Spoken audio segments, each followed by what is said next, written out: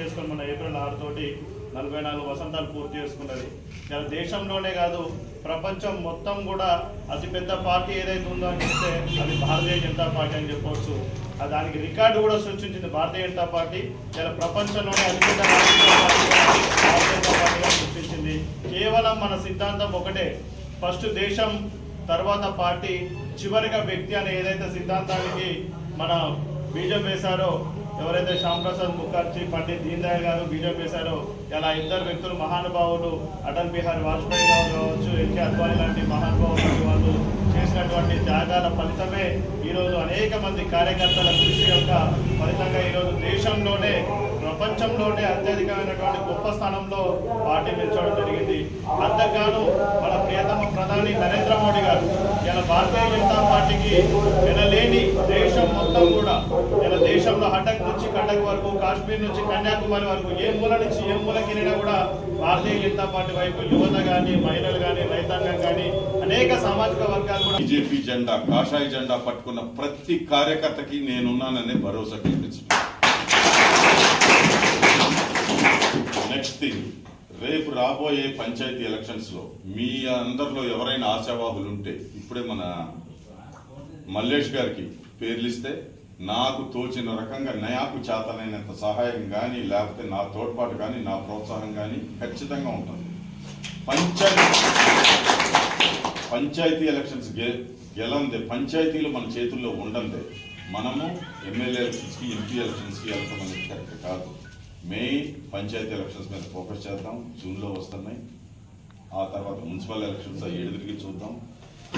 ప్రస్తుతం ఉన్న ప్రోగ్రాం ఏంటంటే విజయ సంకల్ప సమ్మేళనం.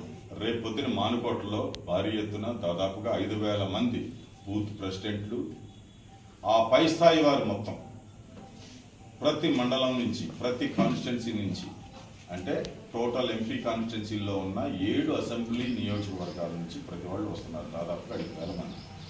ఆ ప్రోగ్రాం ఏర్పాట్లలో బిజీగా ఉన్నాం. రేపు పొద్దున 10 గంటలకు మొదలవుతుంది, 2:30 గంటలకు.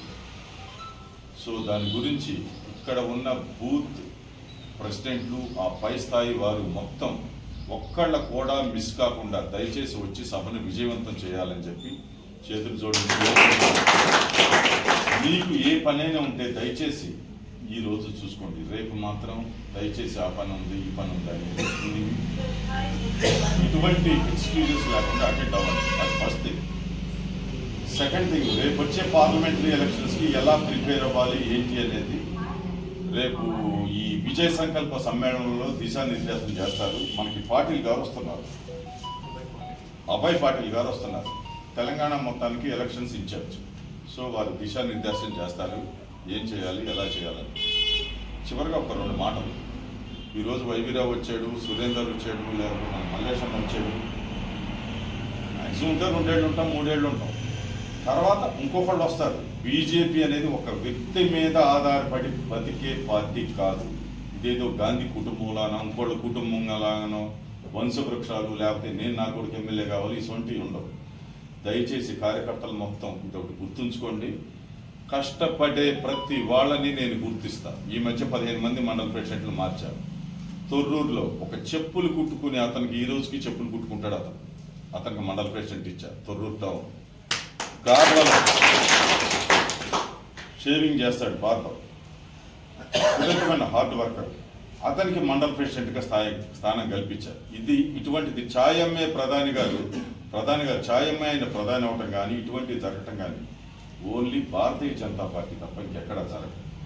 మీకు ఎక్కడికి వెళ్ళినా సరే వాళ్ళ రికమెండేషన్, వీళ్ళ రికమెండేషన్ కావాలి తప్ప వేరేది ఏమన్నా.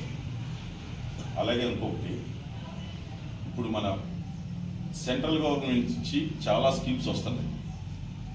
ఈ ఎలక్షన్స్ మధ్యలోనే ఒకరోజు ఖచ్చితంగా మీ ఏరియాకి వస్తాను. ఏమేమి స్కీమ్స్, ఎవరు అర్హులు అనేది మీరు మన కార్యకర్తలు అందరూ ఒకసారి తెలుసుకోండి. మీరు కూడా ఎంక్వైరీ చేయండి. ఖచ్చితంగా మీరు కూడా ఫైనాన్షియల్గా స్ట్రెంగ్తన్ కావాలి. పార్టీ నుంచి మిగిలిన పార్టీలాగా మనం ఏమి దోచుకుని దాచుకోవడానికి రాలా. మన దగ్గర నుంచి లక్షల కోట్లు లేవు. రోజుకు 2,000 కార్యకర్త జేబులో పెట్టి తిప్పే ఇది కాదు. మన సంఘ కార్యకర్తలు దీన్ని రైల్వే స్టేషన్లో మంచి దారి బతికిన దగ్గర నుంచి మనం ఈ స్టేజ్ దాకా వచ్చామంటే అర్థం చేసుకోండి మన ఉన్న నిబద్ధత కానీ మనకున్న సిద్ధాంతాలు కానీ. సో దయచేసి ఉన్న సెంట్రల్ గవర్నమెంట్ స్కీమ్స్ మన కార్యకర్తలందరూ ఉపయోగించుకోండి. మీకు ఏదైనా డౌట్స్ ఉంటే కనుక దయచేసి నన్ను అడగచ్చు. అలాగే మన మల్లేశన్న ఇంత వ్యయ ప్రయాసాలు కూర్చి ఇంత శ్రమపడి ఇంత పోరాటం చేసి ఒక ఆఫీస్ ఓపెన్ చేశాడంటే నాకు నిజంగా చాలా ఆనందకరం. ఈ గూడూరులో మొత్తం టీం మొత్తం ఐకమత్యంగా పిడికిలు బిగించి ఒకే తాటి మీద నడుద్దామని చెప్పి ప్రతిజ్ఞ చేయండి అందరూ. జై శ్రీరామ్, జై శ్రీరామ్, జై శ్రీరామ్, జై శ్రీరామ్.